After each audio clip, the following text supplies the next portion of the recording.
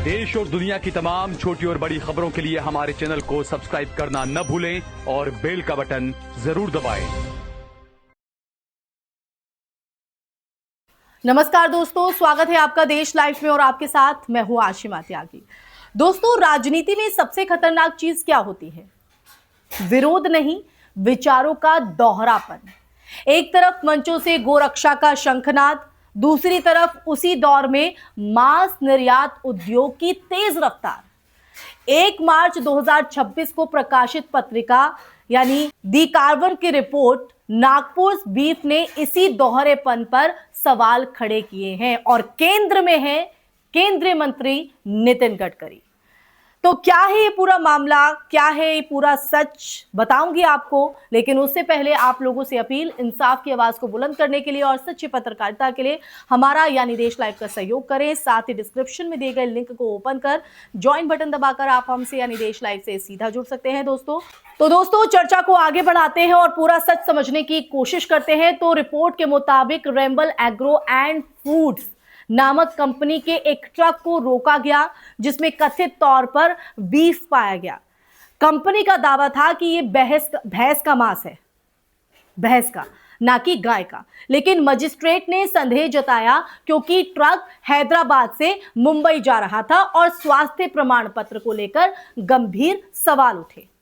Report में कहा गया कि दस्तावेजों में अलीगढ़ के पशु चिकित्सक का सर्टिफिकेट लगा था, जबकि हैदराबाद के पशुपालन अधिकारी की अनुमति का प्रमाण पत्र मौजूद ही नहीं था। और देखिए, यहां से सवाल जो है खड़ा होता है। अब अदालत के सामने ये साबित करने के लिए पर्याप्त दस्तावेज पेश नहीं किए जा सके कि मांस गाय का नहीं था। अब यहां तक जो मामला है वो एक कंपनी की जांच का लगता है दोस्तों, है ना? आपको यही लग रहा होगा। लेकिन रिपोर्ट का ये दावा है कि इससे आगे जो है ये जाता है। इसमें कहा गया है कि रेंबल वेनार्ड के शेयरधारकों और निदेशकों का जो संबंध है वो सियान एग्रो एंड इंफ्रास्ट्रक्चर से है, जो गडकरी परिवार से जुड़ी बताई गई है। सियान एग्रो के प्रबंध निदेशक के रूप में निखिल गडकरी का जो नाम है वो सामने आता है। आप देख रहे हैं आप कैसे तार आपस में जुड़ रहे हैं। रिपोर्ट में दोस्तों ये भी उल्लेख है कि रेंबल को सहकारी बैंक से बड़े ऋण मिले और उस बैंक की अध्यक्ष कंचन गडकरी हैं। इसके अलावा रेंबल के प्रबंध निदेशक महेश कुमार बालकृष्ण पिल्लई का नाम जो है सियान कैपिटल से भी जुड़ा बताया गया है। अब इन आरोपों का राजनीतिक वजन इसलिए बढ़ जाता है क्योंकि महाराष्ट्र में गोमांस पर कानूनी प्रतिबंध है। ऐसे में अगर किसी नेटवर्क में गोमांस व्यापार का संदेह जुड़ता है तो सवाल केवल व्यापार का नहीं, कानून, नैतिकता और राजनीतिक संदेश का भी बनता है। अभी तक अगर हम देखें तो इन आरोपों पर गडकरी या संबंधित कंपनियों की तरफ से सार्वजनिक खंडन जो है वो सामने नहीं आया है और कम से कम रिपोर्ट प्रकाशित होने के समय तक। अब देखिए दोस्तों, व्यापक परिप्रेक्ष्य देखिए। भारत दुनिया के बड़े मांस निर्यातकों में शामिल रहा है, जहां आधिकारिक तौर पर जो कारा बीफ यानी कि भैंस के मांस का जो निर्यात है वो होता है। लेकिन जमीन पर पहचान और प्रमाणन की जो प्रक्रिया है वो जटिल है, थोड़ी मुश्किल है।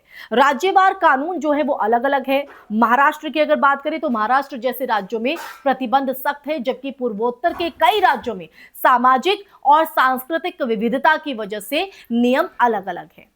अब यही जो विविधता है वो राजनीतिक बयानबाजी में अक्सर सरल नारे में जो है वो बदल दी जाती है।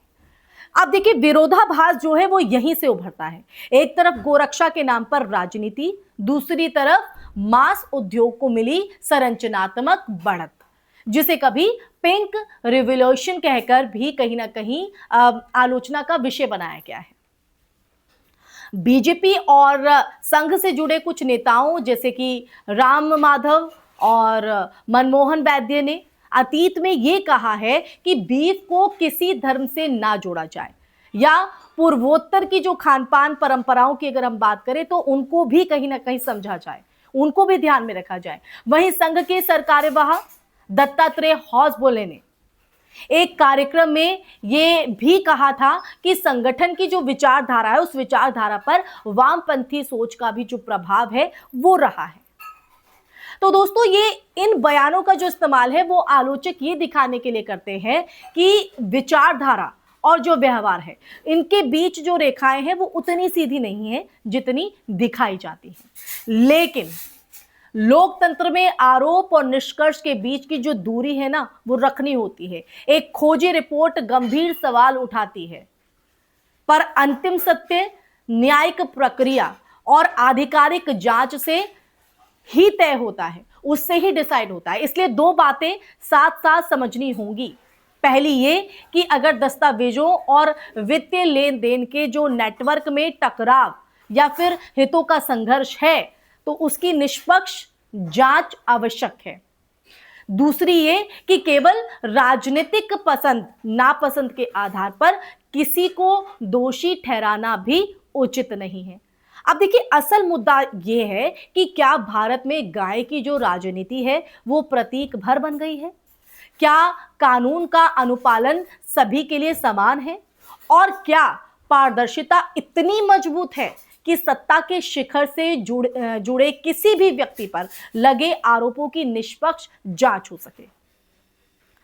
तो दोस्तों, इस पूरे प्रकरण से एक व्यापक प्रश्न उठता है कि क्या हम नारे और नीति के बीच की जो दूरी है उस दूरी को मापने के लिए तैयार हैं?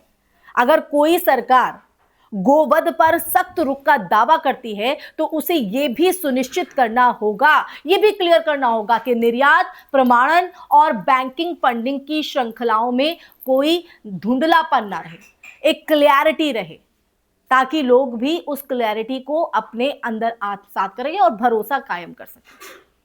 तो ये बेहद जरूरी हो जाता है। अब ये क्लैरिटी लाए कौन? अगर ये क्लैरिटी नहीं आती है तो कहीं ना कहीं सवाल जरूर खड़ा होता है। तो अंत में यही कि ये कहानी किसी एक नेता या एक पत्रकार की नहीं है, ये भारतीय लोकतंत्र की पारदर्शिता की परीक्षा है। जी हाँ, वो लोकतंत्र जिसमें आप और हम रहते हैं, जिसमें हमें भी अधिकार मिले हैं सब कुछ जानने के। तो आरोप बड़े हैं, दावे विस्तृत हैं और राजनीति गर्म है। अब नजर इस बात पर रहेगी, क्या संस्थाएं तथ्यों की पूरी परतें खोलकर जनता के सामने रखेंगी? क्योंकि लोकतंत्र में विश्वास न नारों से बनता है न आरोपों से, वो बनता है तो सच्चाई की रोशनी से। इन्हीं पंक्तियों के साथ इस चर्चा में मैं यही विराम लगाऊंगी। दोस्तों, ये चर्चा आपको कैसी लगी कमेंट सेक्शन में कमेंट करके अपनी राय जरूर साझा कीजिएगा। इस वीडियो को ज्यादा से ज्यादा शेयर कीजिएगा, अपने चैनल देश लाइव को सब्सक्राइब कीजिएगा। फिर हाजिर होंगी ऐसे ही सच का संवाद लेकर। तब तक के लिए अपना ख्याल रखिए। जय हिंद, जय भारत, नमस्कार।